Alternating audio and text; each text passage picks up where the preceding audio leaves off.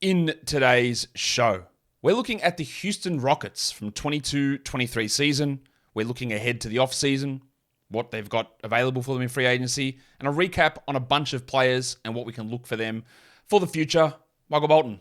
Thanks, Josh. It's Michael Bolton here, and it's time for another episode of the Locked On Fantasy Basketball Podcast. Let's get to it. Let's get to it, indeed. You are Locked On Fantasy Basketball, your daily fantasy basketball podcast, part of the Locked On Podcast Network.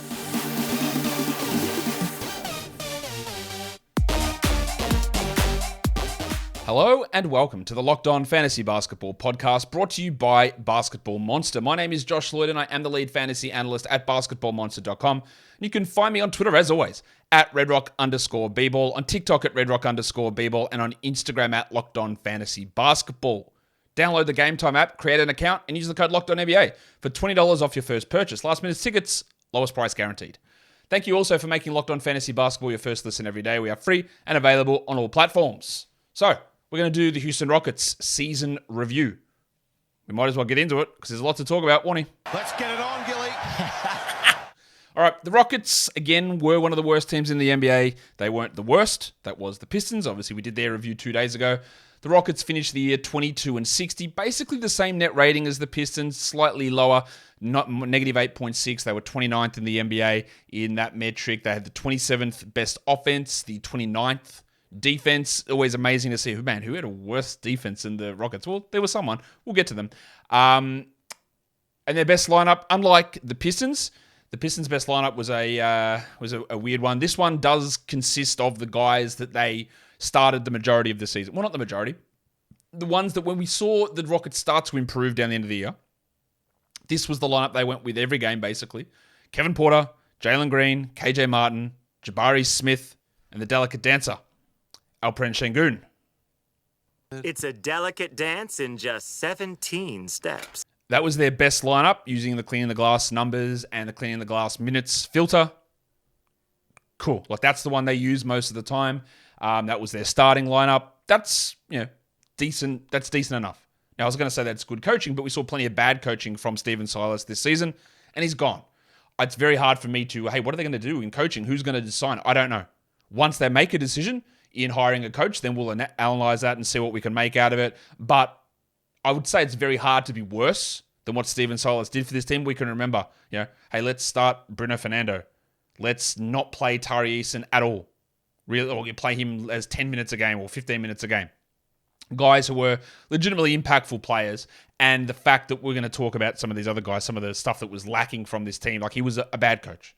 And we hear so many stories leak out about the locker room and then the bad interactions between him and the GM. That's coming from the GM side as well. Like, that's Rafael Stone's not immune to that criticism, but they needed to change a lot of stuff. Stone, I think, he's got to be on a little bit of a shaky ground. I think most of his moves have been fine in terms of actual general manager stuff, but obviously some of the interpersonal stuff and the butting your nose into the discussions in the coaching stuff is a bit odd. If they get Nick Nurse, it's going to be very, very interesting for this team. And I think that is, I would say that there is a less than 20% chance that Nick Nurse is back in Toronto, to be honest. But I don't know that. And we'll find out exactly where Nurse ends up. Let's look at their offseason. They could have a ton of cap space, $64 million. And there is a giant lap-danced-sized specter out there who might be joining this team, and that is Jim Harden. I don't know whether that is true. I guess some of that might depend on what actually happens here in the playoffs for the Philadelphia 76ers. But Harden very, very clearly loves Houston. Loves the city of Houston, loves living in Houston.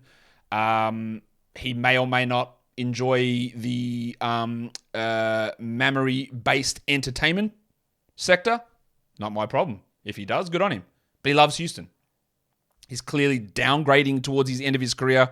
He's still great. I think he still should have been in the All-NBA discussion this season as a guard, but he is dropping off. But his potential arrival on this team could change a lot. If you look at what their free agency situation looks like, who cares? Like, Frank Kaminsky's an unrestricted free agent. Did you even know he was on this team? Did you know that DJ Augustin was on this team? Or Willie Cauley-Stein was on this team? Or Boban Marjanovic? The blokes who are unrestricted free agents, nobody cares about. They are absolute nobodies. And I mean that in the kindest possible way, that they have no impact on the future of this organization whatsoever. So they will all go. No one will come back. That's really straightforward. The only other one there that's interesting, and there's no discussion on this, it's KJ Martin's got a $1.9 million team option. That will get picked up without any hesitation whatsoever. So he'll be back on that contract. And they've also got Daishan Nix as a 1.8 or basic minimum salary that is non-guaranteed. And yeah, I thought he was pretty bad this season, even though he is a young player. He may not be back, but KJ Martin, team option, undoubtedly will return. If we look at the NBA draft, we saw the coin flip stuff happen yesterday. So they currently are, I say lottery odds at number 2. We know, I know before you make a comment, yes, all of the teams have the same odds in the top 3 to get the number 1 overall pick. They've all got 14%. But the thing here with this is that it's the downside risk in terms of where they fit. The Rockets now can only fall down to 6 if they get leapfrogged by 4 teams into the lottery. They can fall as low as 6. If they had have lost the coin flip to the Spurs, they could have fallen as low as 7th. That's the difference. It's downside risk versus upside risk. Their upside for a top 4 pick, for a number 1 overall pick, is exactly the same. 52.1% for top 4, 14% for number 1. But they can fall to 6 now instead of falling to 7. Their second round, well, actually, they got another first round pick as well. But at the moment, obviously, if they do end up at number 2, which is a possibility, they could end up at 1. We know that, but let's just say they're at 2. That Scoot Henderson's going to be there. Yesterday's show, we looked at some of the early dynasty rookie values of players. So go check that show out as well. And then they've also got pick 20, comes from the Clippers. According to my database of mock drafts at the moment, the 20th player on that list is Derek Lively, the second, sort of an undersized center from Duke. Would they pick him or not? Who knows? Obviously, they want to get pick 1 and get Wembanyama. Could Scoot make sense on this team? Absolutely. They are not in a position where anyone on this team should be locked in. So you can say, well, what happens if Wembanyama joins? What happens to Sengun? Well, I think, first of all, Wembanyama is a 4, but I think what they would do, is probably play Wembanyama and Jabari Smith, and Sengun might come off the bench. That's fine. Or they might play Wembanyama and Sengun together and Smith might come off the bench. That's fine. If they get Scoot, does that mean the end of Kevin Porter? Yep, who cares? These players that they could get here, Scoot or Victor, Brandon Miller would be the perfect fit because he fits an open 3, but he's not at the 3 spot, but he's not as good as these other 2 guys, I don't think. So you wouldn't draft him over Victor, obviously, or over Scoot, I don't think. But that is some real interesting opportunities there. And then, I doubt they would pick Derek Lively, but if they didn't get Victor, their backup center they've been running, Usman Garuba, who's been all right. Lively might be all right behind Sengun. That's something to look at. And then look at this weird, complicated situation with their second round pick. There's about 5 or 6 teams involved in where that pick could go. I think it could be either 33 or it can go down to 35, depending on, there's a bunch of swaps. Anyway, they've got an early second round pick at the moment at pick 33. It will be Trace Jackson Davis, who does translate well fantasy-wise, but he is quite an older player. We'll answer the questions that we had from listeners later on. We'll get to that in a second. Today's episode is brought to you by Ultimate Basketball GM. It's a great game because you guys love fantasy. You love manipulating rosters and trading and signing, and now you can do it for free. You can do it without being online, and you do it on your phone. Build your team up. Assemble it like a GM. Coaches, training staffs, training schedules, draft picks, free agents, trades.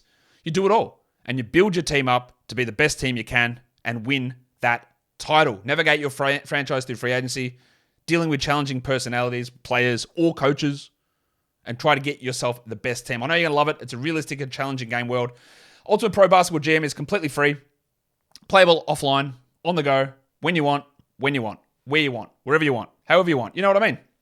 Locked On Fantasy Basketball listeners get a 100% free boost to their franchise when using the promo Locked On in the game store. So make sure to check it out. Download the game. Go to probasketballgm.com. Scan the code that's on your screen or look it up on the App Store. That's probasketballgm.com. Ultimate Basketball GM is the game. Start your dynasty today. That's a great idea to start your dynasty today. Let's look at the players. Have the Rockets started a dynasty? No. But let's talk about what's going on here because we are going to start with old mate, cousin Kevin Porter Jr., who was a guy that we talked about this last week when I was looking at my fantasy sleepers. I was big on him. It's stupid. Why is his ADP so low? 111th. This is ridiculous. You need to draft him. I draft him everywhere. And it paid off. On a per game basis, he was 55th. Pretty good. 82nd on totals. Now, he did have some weird issues with a consistently bruised thigh That happened numerous times. So he didn't play a huge amount of games, 59 games. In his -1 rank, he was 57th. His points league rank, he was 49th. He just smashed ADP everywhere. He put up pretty strong numbers. Now, I am very much of the opinion that Kevin Porter is not necessarily a guy that you want to build around.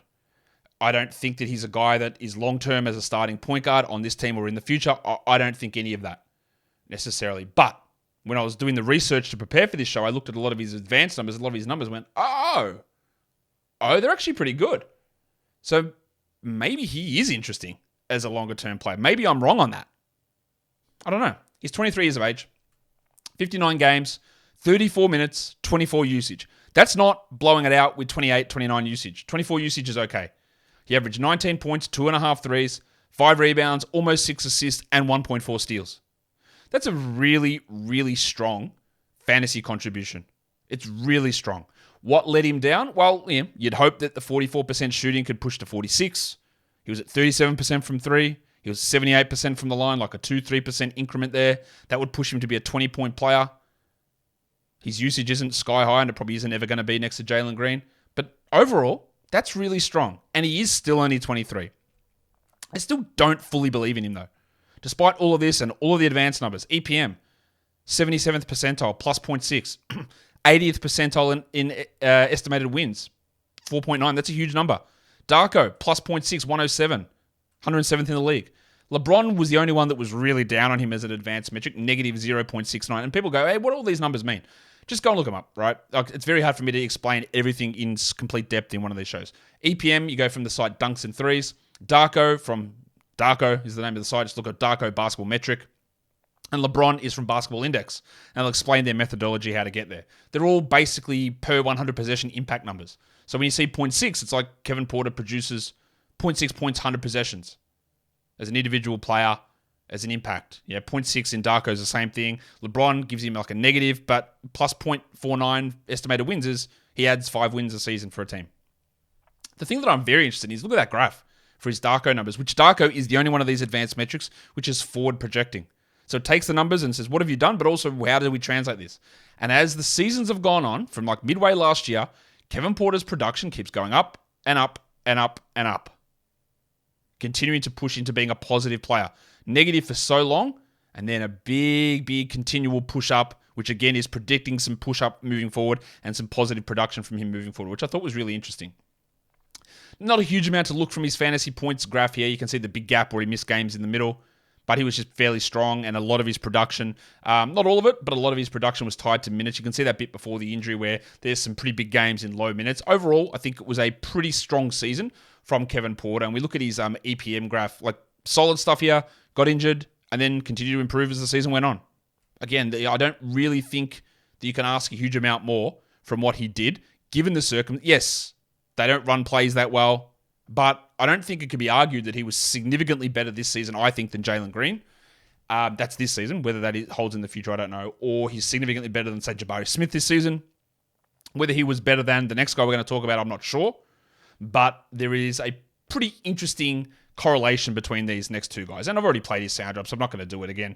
But let's talk about the delicate dancer, Alperen Sengun, who was obviously dicked over quite a bit by some horrible coaching early on, with Bruno Fernando starting over him, with Sengun playing weird minutes off the bench, with Sengun being limited for fake foul trouble situations or poor defense situations, when honestly he was their best player for significant stretches of the season.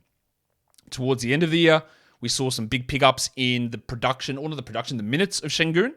But one thing, let's go through all these basics here. 57th in categories. Now, he was a guy that started in a lot of mock drafts I was doing, started getting picked in 48 or 52, and I went, I like Sengun, but I reckon you might be just going a little bit too high. If I can get him in the 70s, I love it. In the end, his ADP was 67th. He was drafted in 100% of leagues, and he beat it.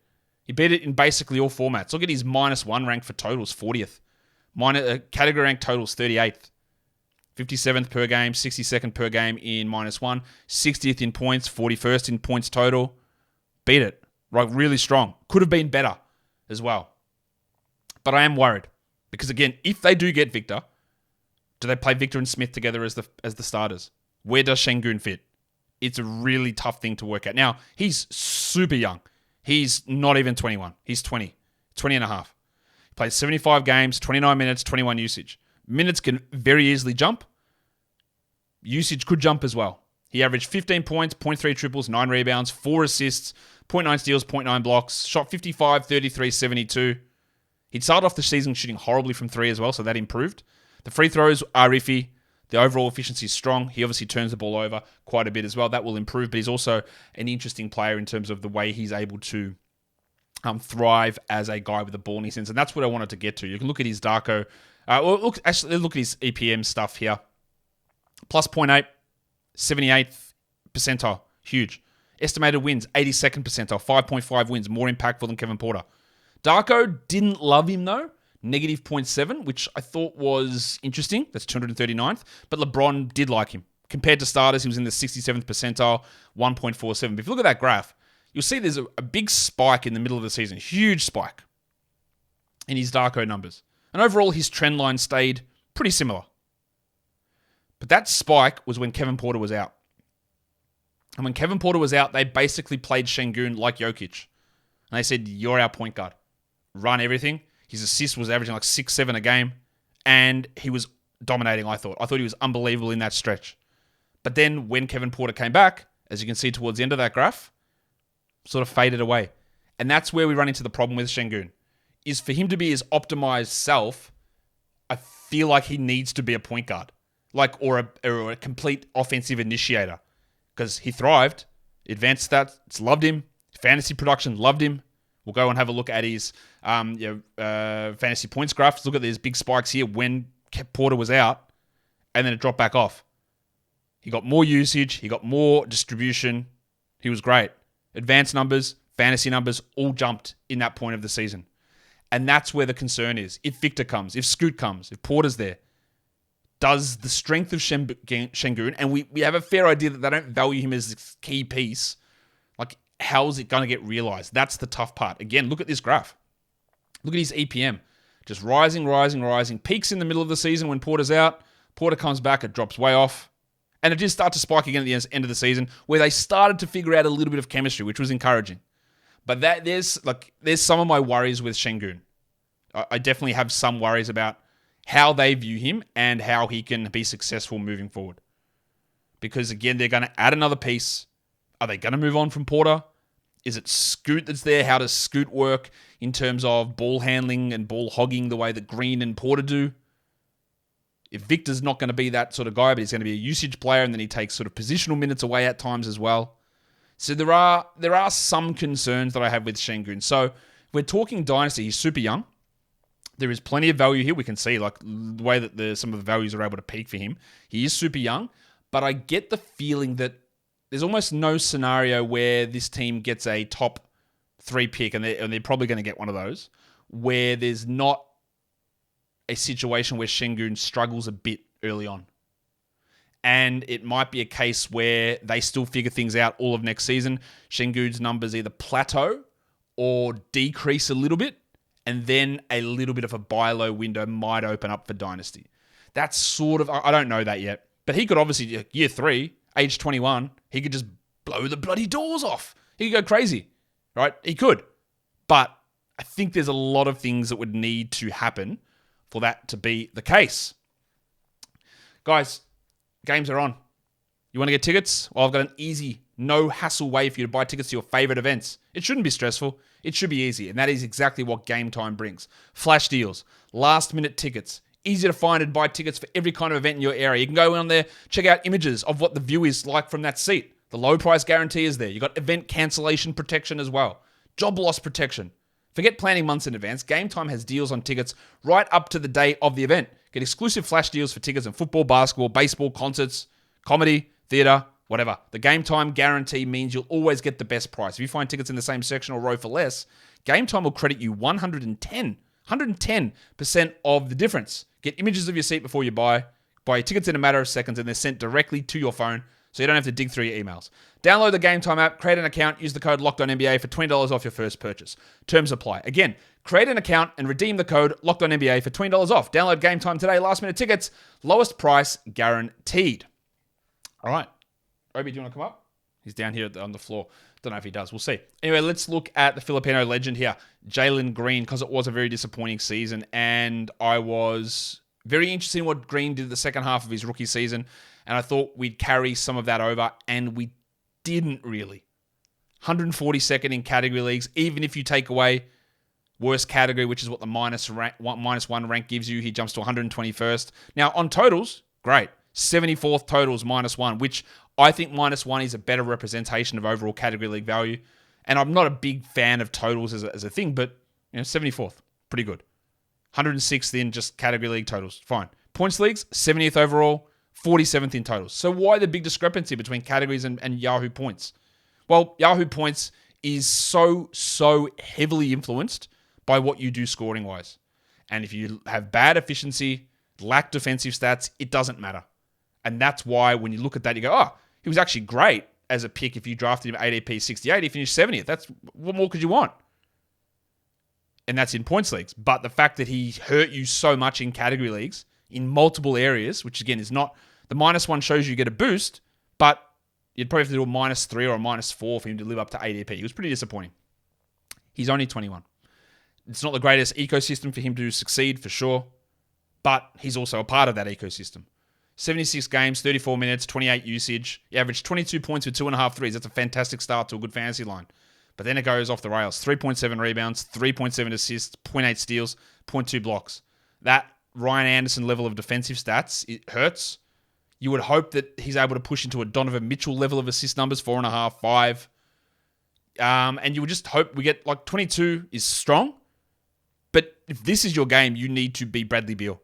You need to be Donovan Mitchell and average 28. And he couldn't because he shot 42%, 34 from 3, and 79 from the line. Just bad efficiency numbers. EPM didn't like him really at all. -1.3, that's 52nd percentile. His estimated wins were fine, +2.8. Darko hated him, -0.9. LeBron hated him as well, 17th percentile compared to starters. That's a -1.07. But again, if we look at the Darko graph of future projection, shocking to start his career. Big increase towards the end of last season. And despite us looking and go, well, did he actually improve much? Well, Darko suggests he's continuing to improve. Still not anywhere near the baseline of being a average player. He's not quite there yet, but he is improving, and that is encouraging. His fantasy points numbers were strong. Again, he did put up some pretty solid numbers here in the middle of the year when Porter was out, but he was able to maintain a fairly similar role. The problem with Jalen Green is just feels like it's just efficiency. That's it, really. That's the big, yes, defensive stats. Not sure they ever come. Big assist numbers, actual volume scoring, 22 versus 28 is a big difference, but that's where he needs to get to. It can come. He is 21, right? He's still got a lot of room to grow. And if we look at his EPM graph over here, it's fairly solid. There's not huge, big peaks and troughs. It's solid enough around that sort of average league mark. Fine. Bit of a decline towards the end of the season, but so much of this is defense and so much of it is efficiency problems. So while I'm definitely not going to be drafting Jalen Green in round 6 or round 7, I don't think I'll be 7 maybe. Again, it's going to be really dependent on your team. You've got to punt field goals at this point. But there is no reason that a player heading into year 3 can't go from 22 to 26 points, can't go from 41.7 shooting up to 46. A guy can't go from 78 free throws to 83 free throws, and he can't go from 3.5 assists to 4.5 assists. And all of those things together, which seem like, hey, it's a lot, but it's not. It's not that much. They could all just jump and push him to top 50. It's possible. The problem could be is Scoot. Scoot jumping on this team, a usage guy, ball in his hands, probably does hurt Jalen. And if Scoot shows that he's better than Jalen immediately, then where does he go? As an inefficient scorer that's not bumping 32 usage, that's where you run into some problems with Green's game, is it needs a lot. It needs a lot of volume with what we've seen from his fantasy profile so far, and he's not really there. That's part of the issue. So I do think there is a little bit of a buy low happening for Dynasty. He's 21. He's heading into year 3. It was a shit season for Jalen. But there are a few positive indicators there. Smitty. Yeah. This one was... I was in on him as a guy to pick in the 70s or 80s generally, and it didn't work out for Jabari Smith at all. He was 154th in category leagues. He's a guy that shot so well at Auburn. Now, we had absolutely no confusion whatsoever when talking about Jabari Smith, thinking he's a high usage player. That's why I thought it's actually a good fit in Houston. He didn't get his college numbers on 30 usage like Johnny Davis did, 38 usage. He didn't get that. He sort of played a role where he fit into the flow and was still good. And we thought, he can actually do this in Houston. Like fitting Paolo into Houston was a tougher thing. Like, where did the touches come from? Who loses out? What sort of power battle do we get? But Jabari just couldn't hit shots. Yes, it hurt that the coaches said, you're never getting a play run for you. Just be a complete afterthought. That's, again, horrendous coaching. And some of his defensive stuff, I thought he was good, but not absolutely elite defensively. Now Obi's decided he wants to come up and talk about Jabari Smith. But there were a couple of okay signs. Not great, but okay. 154th in category leagues, 151st in -1, 123rd in points leagues, drafted at ADP of 105. Again, I'll gladly admit it. I picked him higher than that, and it was wrong. He's still not 20. He's about to turn 20. He is younger than Armin Thompson. He's younger than Asir Thompson. He's younger than Brandon Miller. All guys who might be drafted in the draft by the Rockets. He's younger than them by 3-4 months. It's worth remembering. He's basically the age of rookies coming in, or some of the rookies coming in. He played 79 games and 31 minutes, 18 usage. He will never, I don't think, be a 26 usage guy. He might get to 22 in his career. He averaged 13 points, 1.5 threes, 7 rebounds. Love the rebound numbers. But the part of the issue is he had great steal and block numbers at Auburn, and they didn't translate. 0.5 steals, 0.9 blocks. Didn't translate.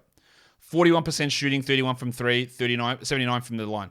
That's encouraging, the shooting, free throw shooting. The other stuff, dreadful. I would not be shocked on a team with no direction, bad coaching, weird teammates. I wouldn't be surprised if things change and he shoots 37% from 3, 48, 47. He was a bad field goal guy at Auburn, not like a 55 guy, but true shooting was strong, but his overall field goal was low. But if he was 47, 37, 80 next season, no surprise. That takes the 13 points to 16 points. Let's say 16 and 8, 2 triples. Maybe we get 1.2 blocks if he plays more center. He might not. That's probably the real disappointing thing is that, yes, a lot of rookies struggle with shooting, but why couldn't he get any defensive stats? And he got a lot of them in college. That's the concern, is they just weren't there. Advanced numbers didn't love him at all. 28th percentile for estimated wins, 31st for EPM, the 452nd ranked player in Darko, 5th percentile compared to NBA starters for LeBron, all shocking. And that graph is bad for the Darko graph, but encouraging because as you see, sort of all over the place, start a little hot stretch there, some really low stuff, and then a continual improvement and going up. That's encouraging. And it ties into fantasy points. You see some improvement towards the end, some bigger games over the last 25% of the season, which is what you want to see. It doesn't necessarily, as we've seen with Jalen Green, it doesn't necessarily indicate big stuff next season, but it's better than the opposite. It's better than getting worse as the season goes on. And by the way, remember this when people lie to you about the rookie wall. The vast majority of rookies get better as the season goes on. Yes, some players will get worse. But if you're going to create a narrative phenomenon of, well, they're just going to hit the rookie wall, it doesn't exist. As a general rule, people will do it. But when the vast majority of rookies get better as the season goes on, I find it really hard for you to say that the rookie wall is a reliable narrative because it just isn't true. Let's look at his EPM again. Had this really low stretch around February, pushed way up towards the end of the season. Had a bit of a drop-off, but just encouraging again to see some improvement there for Jabari towards the end of the season. Let's look at Tari rookie season now, because a guy that people absolutely Dutch-rutted in the preseason. We saw big stuff from him. He was great as a Summer League guy. We loved his translations coming out of LSU. Great in Summer League, great in preseason, but I think I probably got sucked in a little bit with it, but I did try to push back a lot, and I said, look, I don't know how he's getting the minutes. I don't know how he's getting enough minutes to do this.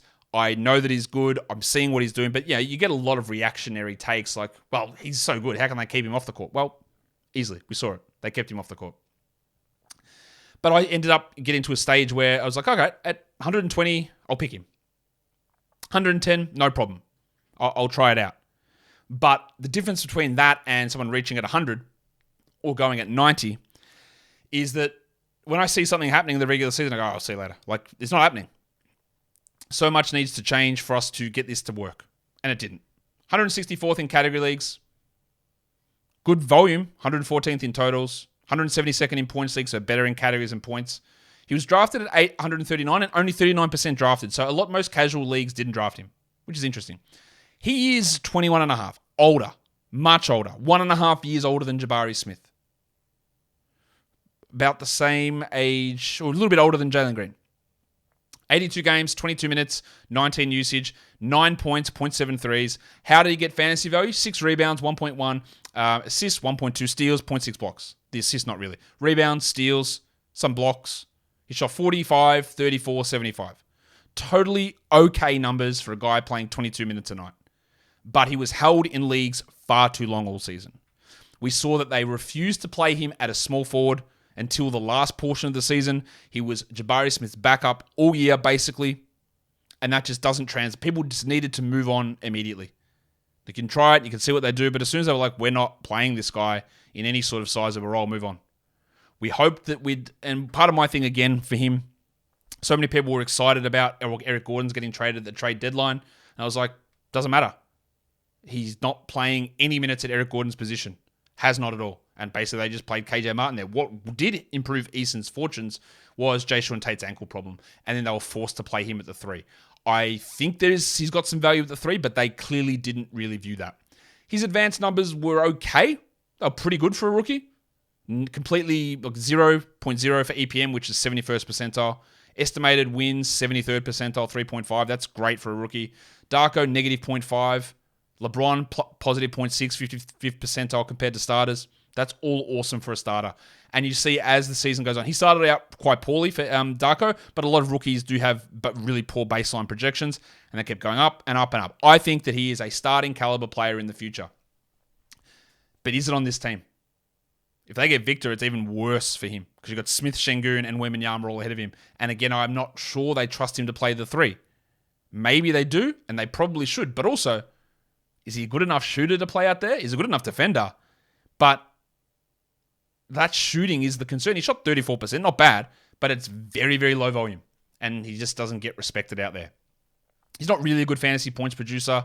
It ties in a lot to his minutes, but his value for categories comes in defense, and that just doesn't matter as much in a points league. And his EPM stuff, we saw strong numbers, good spike in the middle, and he did decrease as the season went on. He had some shocking shooting games towards the end of the season, and that dropped some of his EPM stuff down. Darko still does like the overall trend moving up, but there were some drops for him towards the end of the season as he got some poor shooting nights really clocking. Now I still like Eason.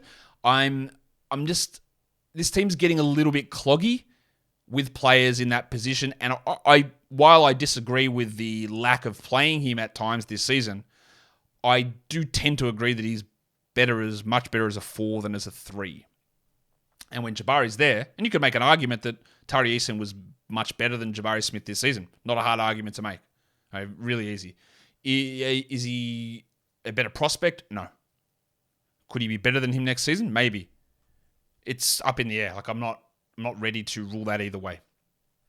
But he was a very hot topic amongst fantasy people basically all season.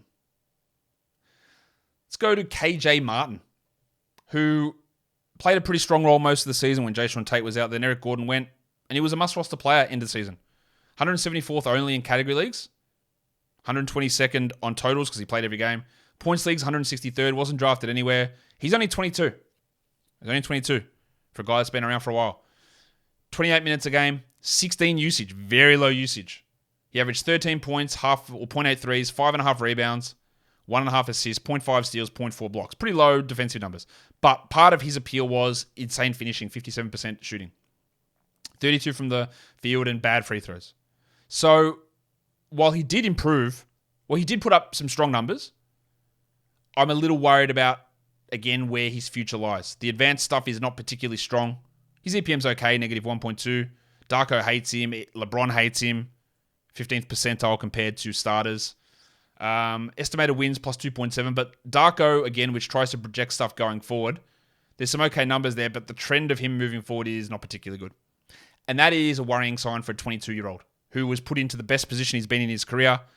And again, on the surface, looked like he put up okay numbers. But if we're looking to the future for him, I wouldn't be loving it as a guy that's going to get significantly better from here. You can see the trade deadline stuff, how there was a clear spike in minutes and production, and he sort of hovered at a consistent level throughout the end of the year. Like around the 110th sort of player, averaging, what did he average fantasy points-wise towards the end there? Like, we're talking 30, 35 fantasy points towards the end of the season. Over the second half, post-All-Star. Pretty strong. But again, is that something that I care about moving forward? Not particularly.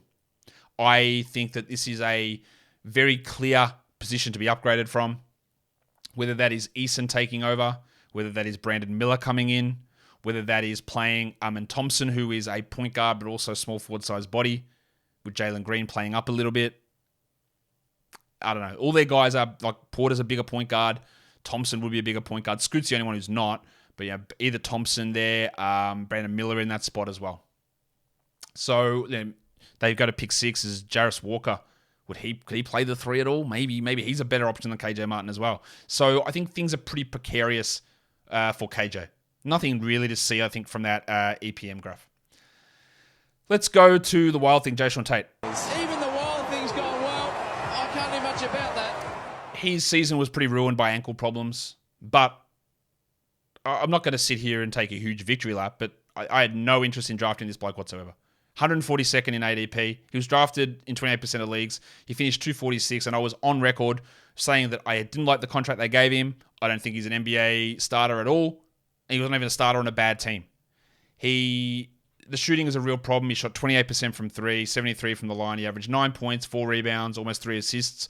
The value that he had for this team a couple of years ago is he just came in as an older player, a bit more stable, and basically played as a point guard. But no real team wants to play Jae'Sean Tate as a point guard. He is a guy who played, 22 minutes, usage 19%, average 9, 4, and 3. Defensive numbers were way down. Shooting was down. The fantasy ranks are bad. He barely played. He's 27. He'll be 28 at the start of next season. His advanced numbers were okay. Like they weren't dreadful. Midpoint in EPM, midpoint in estimated wins. A bit below mid in Darko. Very low for LeBron, negative 1.39, 14th percentile for starters. And then that graph, 27 years of age, and you see some of the decline coming there for the wild thing already. And I think that we had that little spike from him as a rookie, to older rookie. I don't think there's really much there for him, to be honest. The fantasy points graph doesn't really tell us huge amount. It tells you he missed a lot of time. We knew that. And this is not a guy that we should have any real dynasty strong thoughts on or value moving forward. Now, what is interesting is this EPM graph. He missed a lot of time at the start of the season, and then he started to play. And pretty rough. And then had a very interesting sort of spike up around this March type area. That was interesting. I don't really care that much. I don't think there's anything to take from it. I don't think that there is any value in Jae'Sean Tate moving forward. And yeah, we've got Eason, we've got Martin, we've got a rookie coming in, we've got 2 top 20 picks coming in. If he's out of the rotation, don't be shocked. Or traded or whatever. I don't think he's a strong player we need to care about too much. Usman Garuba. I think that he was dicked over a little bit this season, not as much as Sengun, but the fact that they would go to other options apart from Garuba as the backup center was pretty weird to me. It's his second season. He finished 319th in category leagues, 357th in points leagues, never drafted, that's fine. He's still only 21. He came into the league really, really young. 75 games, 13 minutes, 10% usage, averaged 3 points a game with 4 rebounds. Now, he is a horribly low usage player, a horrible offensive guy. Defensively, I think he's okay. I think he's a pretty strong defensive player. But he is so limited offensively that I'm just not sure how much you can play him. And even his like advanced EPM defensive metric, negative 0.5, 45th percentile. Not strong enough to justify him being out there. So while I think he's a better option than Bruno Fernando, I was probably a little bit disappointed that he didn't take bigger steps forward this season, Garuba. And as you can see, a nice little jump there in his Darko projections, and then Darko started to sour on him and sort of pushing him down now to being around a 0 Darko, which again is like league average, and I think it's probably going to drop under that. His fantasy points graph tells us nothing because he's never going to be a fantasy points producer. And then on his EPM, a nice little spike here, but lost a little bit of ground towards the end of the season. And I thought he could be a quite an impactful defensive player, and he is good defensively, but not good enough to just, like, he's not, his offense is worse PJ Tucker, and his defense is worse than PJ Tucker's. And if you're going to have worse offense than PJ Tucker, you need to be a better defender than PJ Tucker, or you need to profile to become a better defender than PJ Tucker, and I'm not really sure we're getting there with him. Bit disappointed with Josh Christopher as well this season. Disappointed with plenty of the Rockets players. Christopher's a guy that I liked. Thought he showed some flashes as a rookie, but he just basically didn't play. 390th in category leagues and points leagues, never drafted. He's still only 21. He had a 22 usage. He played 64 games, but 12 minutes. He averaged 6 points, an assist, half a steal. Half a steal in 12 minutes is good. That's interesting. Defensive stuff, but 24% from three. That's a real worry. The advanced stuff, hates him. Hated him. 8th percentile Darko. 2nd percentile estimated wins. 8th percentile EPM, sorry. 450th in Darko. 3rd percentile LeBron against starters. No real, like, that graph, the Darko graph doesn't really tell us, there's some encouraging signs. The defensive stuff is, the overall field goal percentage is okay, but you got to hit threes, mate. Even the assist rate is probably not, or it's nowhere near high enough. You need to do more distributing. Thought it was a opportunity for him. Yes, it's hard with Porter and it's hard with Jalen Green, but he should have theoretically been able to establish himself as a 20-minute-a-night sixth man, and he couldn't do it. And that's a real problem. He did, look at the start of that graph, how shit he was to start the season. Did start to improve towards the end and had a couple of interesting games, when things were going wild towards the end of the season. So there was, I guess, some level of encouragement, but overall, I would say it's a pretty disappointing season from Josh Christopher. Not a lot there to see on that EPM graph as well. Just always constantly hovering, no real big improvements as the season went on, and that's somewhat of a red flag. The last person we're going to talk about in detail is their other first-round rookie, TYTY Washington, guard out of Kentucky, who came in as an older rookie. He's already 21. Now, we always go, Kentucky guard. What can they do better in the NBA? Well, the answer for TYTY was, not much. Now, I still have some faith in TYTY Washington. I'm not ruling him out at all. I thought it was pretty silly that Daishen Nix, even though Nix is still a younger player, I thought it was pretty silly that Nix was getting consistent reps over Washington, because I thought Washington, despite having some struggles, played better than Nix. But in saying that, Washington's older than Nix. He's like 2 months older. And I'm not going to do a full dive into Daishen Nix. I don't really think there's much to talk about with him. But yeah, TYTY, 458th in categories, 399th in points. There's not much there. 4 points a game, 1.5 assists in 14 minutes, 17 usage, 31 games. Shot 24 from 3, 36 from the field, 56 from the line. That is horrific. Horrific stuff. And we had some concerns about his shooting heading in, and he did nothing to dispel them. He wasn't out here putting up big defensive numbers. He wasn't out here putting up great distribution numbers. Although 1.5 assists in 14 minutes is not bad. Actually, you know what? It is bad. It's shit house. He should do more than that. And the advanced stuff, everything hates him. 466th in Darko. 3rd percentile EPM, negative 6.1. That's an unbelievably low number. Estimated wins, negative 0.9, despite playing so few minutes. And that Darko graph started out okay, and then it's like, we have very little faith in you moving forward. The fantasy points graph, you can see how sporadic his playing time was. I'm sure that's a part of it. He had some strong games in the G League, but that doesn't always translate across. And then the EPM graph started out okay, for sure. This is when I was like, really, hey, why are we playing Knicks over him? I thought Washington was doing all right. And then he got a bit of a role. He struggled a bit. Had some moments. I'm not ruling him out. He's a second-year player. Kentucky pedigree. There's a few flashes there, but he is older than Daishen Nix. He is older than Jalen Green. He is older than all these guys. He was an older rookie coming in despite being a freshman. And that is a level of concern where we go with him moving forward. The other players on this team that I'm not really going to talk about here, Nix, again, 4 points for him, 2.3 assists, but shooting, huge problem. Can't shoot at all. Frank Kaminsky, Marjanovic, Darius Days, Trevor Hudgens, the two-way guys. They're both 24 years old. I don't really see any future for those players there. That's why we're not going to go into them in detail. Let's get a question, though, that you guys, or one of you guys, did send through. And it comes from Mediocrities 117. Do you view Kevin Porter Jr. as a key piece or key part of the rotation next year? If so, what are your expectations as far as production with a new coach in place? Good question.